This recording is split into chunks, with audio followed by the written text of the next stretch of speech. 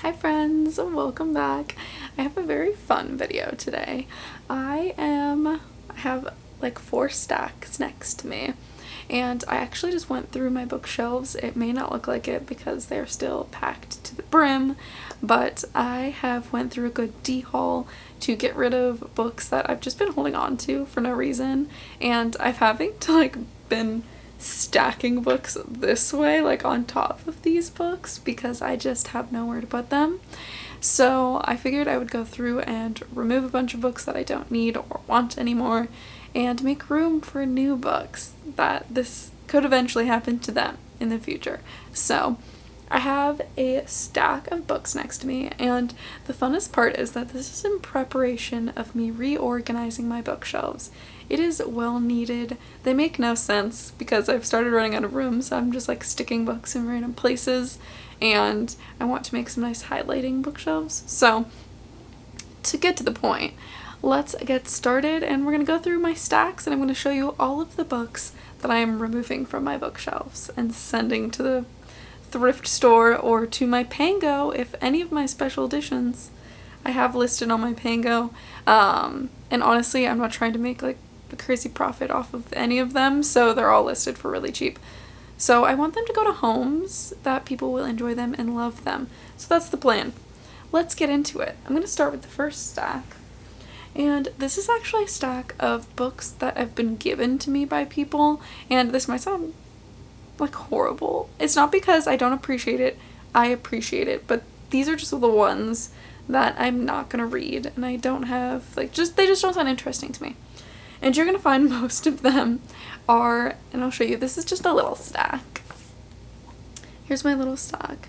Most of them are older adult books, adult fiction, and I'm still in my YA era. I have slowly encroached into adult books, but it's mostly adult fantasy, and I just haven't been able to get into that Hallmark-esque type of adult reading. My Little Romances are adult and I love them, Emily Henry and oh my gosh, why is her name blanking? Allie Hazelwood. Books like that I'm into, but just not the very fiction-y Hallmark-esque ones. So, long story short, let's jump into the first pile. The first book I'm unhauling is Between You and Me by Susan Higgs, and I actually didn't even read the back of this. I just don't like tiny paperbacks. I have a couple of them. I actually am keeping one, which is Fire and Blood, because I don't know, I just haven't committed to getting rid of it yet. But I don't like tiny paperbacks, so that's honestly the only reason that she is going bye-bye. Next, I have Hideaway by Nora Roberts. I just no, it doesn't sound interesting to me. Nora Roberts, I just am not ready to dive into, and this is no hate to anyone who loves Nora Roberts, but my grandma really loves Nora Roberts, so I think I have an unbiased thing in my brain where I'm that's a grandma book and I can't read it. So I also am doing Snowfall in the City by Susan Wiggs, and this actually sounds kind of cute, but again, it's just sounds like a Hallmark Christmas movie. Then we have That Month in Tuscany, and this is by Ingrid Cooper. It just does not sound like a very interesting story to me. There's no other crazy explanation. This one is gonna be so, I know you should not judge a book by its cover, but this is Santa Cruz by, I'm assuming, 2 different authors, Mary Higgins Clark and Carol Higgins Clark. Fun! I wonder if they're related. And oh, there's there's their pictures. Cute. Oh my gosh, if they're a mother-daughter pair, I think that's so adorable. And I'm totally just basing this off pictures and could be completely wrong. But I want to know now. I don't know, it doesn't say. They've got to be related. Look at them, they have the same nose. And they have the same last name. So, but I looked at the cover of this and I was like, this looks like a horrifying Hallmark Christmas movie. There's a woman, or I'm not gonna say it's a woman, I don't know. A person holding on to a Christmas wreath. There's a cruise in the background. They're like in the ocean. A holiday mystery at sea. Just not something that I feel like I'm into. Plus, when it comes to mysteries, I actually highly prefer YA. I'm more of a low stakes mystery kind of reader. And the last book is Black Hills by Nora Roberts. And this is just, again, I just don't find they don't sound interesting to me like Nora Roberts books, at least not yet. So those are going to get sent to my Half Price books, and hopefully someone enjoys them. Now, moving on to my second stack. Here she is. Stack number 2. The next stacks, don't know if I'll even be able to lift them. Oh gosh, everything's falling. This stack is a mix of books that I have read and books that I have DNF'd. So, starting off on the top, which is the outlier that is not included in the have read or DNF'd column. And this is The Duke and I, tiny paperback. Again, no need to reiterate, I don't like tiny paperbacks. I don't like holding them. I don't want to read this. And it's on Kindle Unlimited, so like I can just read it on there, which I would much prefer to. So she's going to a new home. Next I have The Thorns Remain by J.A. Harwood. And I actually was so excited about this book. I found it at my Half Price books, and I had seen stuff about it online, and someone I had followed had posted something about it saying it was fantastic. And so I found this and I was so excited and I picked it up. I probably made it like, I don't know, a quarter. Actually, I was probably closer to half. And I took my bookmarks out of all of these so I don't forget them. It felt like it really dragged, and there wasn't like anything that was like, oh, I have to pick the book back up and keep reading. Like, I wasn't invested in the characters or the story, and I just felt like I just couldn't get into it, and I knew that like I wanted to finish it. And if I find myself, which I very rarely DNF books, if I find myself putting a book down and I'm like, I'll finish it, but I just want to read something else right now, the odds are I'm not finishing it. I'm not picking it back up. That's my way of DNFing, by making myself believe that I'm going to pick it up later and keep reading it. And I never do. So, sadly, she's going in the pile. The next is going to be, I think, a very unpopular opinion. And this is The Poppy Wars by R.F. Kong. I'm so sorry if I pronounced that last name wrong. But I read this book. I actually liked the book, but I didn't find myself wanting to read like the next one, because it's a trilogy. I believe it's a trilogy. I didn't find myself wanting to pick up the next one. I read this pretty fast and I did enjoy my time reading it, but not enough for me to continue reading the series, and there's no reason for me to keep the first book in a trilogy that I'm not going to finish. So, but I do appreciate she's floppy. She's got a good floppy, and this is probably going to go so fast at my Half Price books because I feel like I never have seen the Poppy Wars there before. The next is Small Town Big Magic by Hazel Beck. It seems like it's 2 different people, but I think it's just one. I'm not sure. I read this book, oh gosh, maybe last, like, Halloween time or the year before, and I read a lot of, like, not great reviews on it. A lot of people didn't like it, and when I read it, I was like, oh, this is pretty good. Like, I actually liked it, and I finished it, and then I got to the end, and I was like, meh. And I felt like I kind of wasted my time, that I was, like, trying to force myself to really like it when I actually didn't.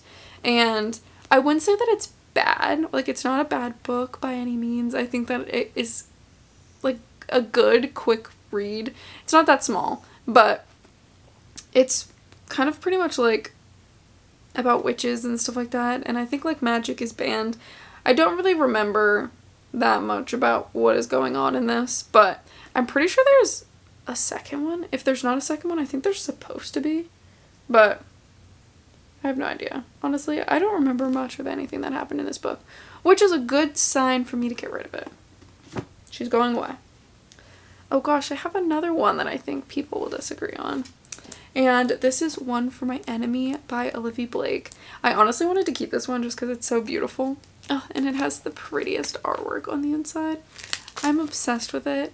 But I read this to completion and I went into a huge reading slump afterwards because of how much I had to force myself to finish this. And this is why I need to start DNFing books, because I make myself miserable trying to finish the book. Because I have like this hope that I hold on to where I'm like, I'm gonna like it eventually. And most of the time, if I feel that way at the beginning, I feel that way at the end, that I still don't like it. I felt like it was really slow, and it is a Romeo and Juliet retelling, and I think that like I just do not like Romeo and Juliet retellings. I don't think I'm a fan of them. But I do love Olivia Blake, and her writing is so beautiful, but I do find that sometimes her books are so unnecessarily long that I just like can't get myself through it. And that's why I have not picked up, I have Masters of Death, and I feel the same way. I'm like nervous to pick it up because I feel like it's gonna give me the same feeling I read in this. And I love, my favorite Alone with You in the Ether is one of my favorite books all time. So I don't want to tarnish my love for Olivia Blake. So she's going away. I'm so sorry. I think if you like Romeo and Juliet retellings, you probably will like that. It's very unique in my opinion. But next, wow, I think this whole stack is probably like making me seem like I hate everything that everyone else likes, which is not true. As you can tell with my Sarah J. Maas shelf and all of my other popular books that I love. But the next up is Priory of the Orange Tree by Samantha Shannon. I actually did like this book. I just think like it's huge for one, and I didn't like it enough to keep it. Like I don't feel like, I was trying to do this thing when I was going through my books that I was like, will I ever reread that? And my thought was that like, I was like, no, I've read it once and I feel no desire to ever experience the story again.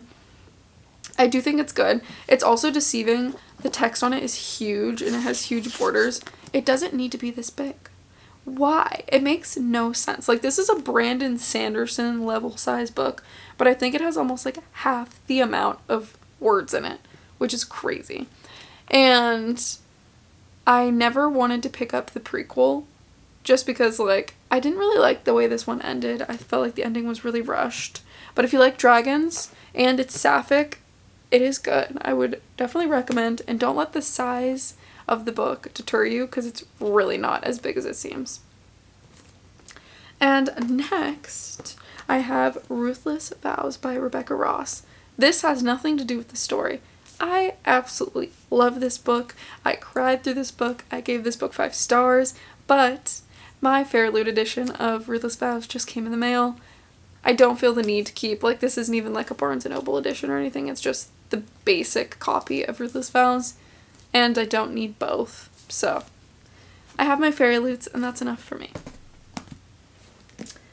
Next is Betting on You by Lynn Painter. I read like, oh my gosh, a very small amount, maybe less than a quarter of this book. I just couldn't get into the story. I do remember liking the characters, and it was again one of these books where I was like, I'm just not in the mood for it right now. I'll pick it up later. And then even when I was in like a romance mood again, I did not go for this book. So she's going bye-bye. I'm so sorry. I just couldn't get invested into the story. But I do think Lynn Painter, if you like, just like those like I never felt like stressed out reading it. It's like a very light, the characters have like depth and to a certain extent. They have like things going on in their lives and stuff like that. But it just wasn't that interesting to me. But that was the last book in that stack. And now the next 2 stacks are actually all special edition books. So I'm getting rid of all of these. And I think I'm gonna like speed go through them unless there is a reason why I'm not keeping them. 99% of them, they just don't sound interesting to me. And that is the risk you take when you do book boxes, is that you don't get to choose your book. So the book could be something completely out of the realm of what you like to read, and that's what these ones are. Okay, so we have stack number 1. There's 2 stacks for this. So here is our first one. The stack is so pretty though because of all the sprayed edges. And anything that doesn't sell on my Pango in like 2 weeks, I'll probably just end up bringing them to Half Price Books.